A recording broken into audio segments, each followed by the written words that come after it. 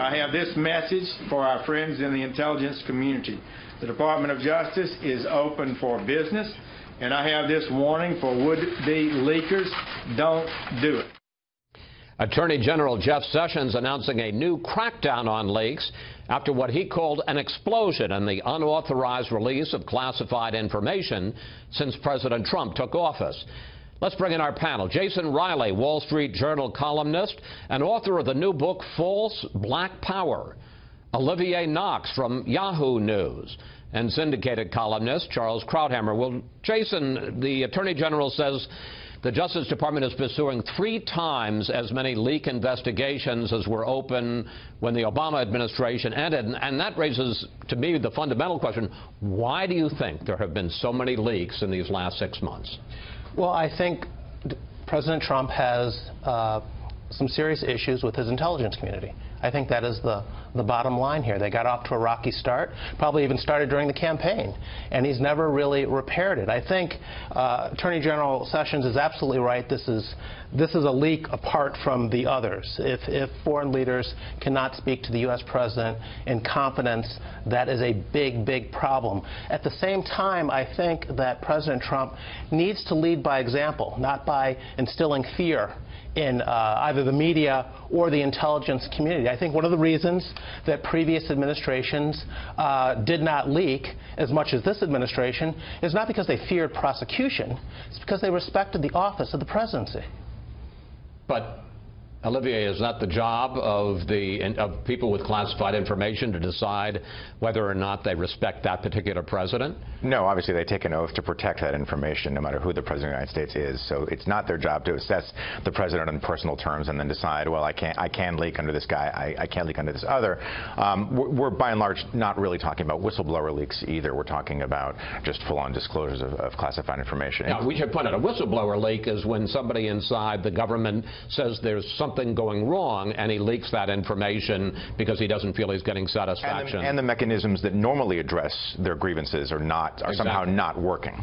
And what you're saying is this is different. I think it is different. I thought my takeaway from the Attorney General's message today was that there was the reevaluation of those guidelines that the Obama administration approved after in surveilling reporters, including one from this network, James Rosen.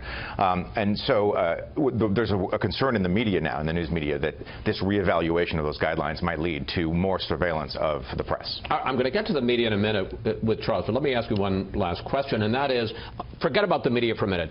There was tough rhetoric. We heard it just at the top there. Don't do it, and we're going to crack down. We also heard it from the Director of National Intelligence. But in terms of new measures, forgetting about the media, was there anything you heard that made you think leak investigations, which have historically been very ineffective, will be any more effective as a result of the announcement today? I don't think so. I don't think I heard anything in the announcement today that would lead me to that conclusion, but I thought it was notable that he was confirming the existence of a number of these investigations, even if he wasn't that specific. Then, as Olivier pointed out, there is the media, and Sessions indicated that one of the things that they're going to do is to have a new review of the guidelines in terms of when they will go after reporters who have published classified information. Here is the Attorney General. One of the things we are doing is reviewing policies affecting media subpoenas. We respect the important role that the press plays, and we'll give them respect. But it is not unlimited. They cannot place lives at risk with impunity. Charles, your thoughts on that? I thought we adjudicated this in Watergate days. We have an odd system, but it is a traditional one, where if there's an unauthorized leak for classified information, it's illegal. The person who goes to jail is the leaker, not the receiver. We do want to have some protection for the First Amendment, simply because we believe that the press needs to have protections, even if some of them are unwarranted on the face of it, because of the larger issue of having a free press and not being subject to prosecution. I think this is a losing proposition. I think in the end the Supreme Court will likely rule as it did 30 or 40 years ago and uphold the prerogatives of the press.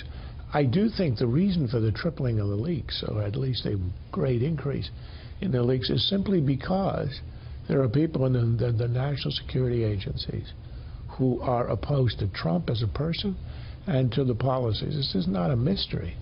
This had to do with the fact that they are, it's not just the disrespect for the office.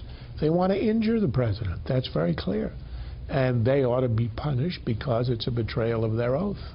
And why do you, because obviously there has been thought as coming from the intel community writ large, why do you single out the National Security Agency? No, agencies. Oh, I'm sorry. Plural. Well, look, the president has been at war with these agencies, as you said, ever since he began campaigning. And I think this is a way for the agencies who have been here for a long time. They predated Trump. They're going to post-date Trump as a way of saying you messed with the wrong guys. We have the secrets. We can damage you, unlike the Department of Transportation or Energy or whatever. So we want to protect our prerogatives. This is a fight between strong-willed entities, and that's what we're getting is the national security agencies are using their power, which is the control of secrets, as a way to fight back. Jason. Yes, these are people who weaponize information for a living. Trump, they're not the enemy. They're not the person he should be picking fights with. Attorney General Sessions said something else, though, at this press conference. He said, the cabinet secretaries, the administration needs to exercise more discipline. And he's right about that. What he couldn't say, however, is that the most undisciplined member of the administration is the president. And that's why I say it's got to start with the president himself here. That will be how we get to the bottom of this and resetting that relationship with the intelligence. Just briefly, Olivier, to go back to the media, Charles says, well, prosecution, but they don't have to prosecute. If they just decide, as President Obama did in a number of cases, to really be aggressive in asking reporters to divulge their sources, subpoenaing their notes and things, that can end up putting reporters who refuse to disclose those sources in jail. That's right, until if a judge decides that there is merit in holding a reporter in jail until they basically confess to who their sources are, then a judge can do that. One of the backdrops, though, to this whole discussion is the Russia investigation. And so it's not just that they are personally opposed to Donald Trump. A lot of these folks were part of the apparatus that concluded that Russia carried out a successful information operation to try to interfere in the 2016 election. And those are the really, I think, the important leaks. There is a daily, weekly drumbeat of nanny boo-boo from the West Wing of senior officials, insulting each other anonymously via the press, which is another completely different thing.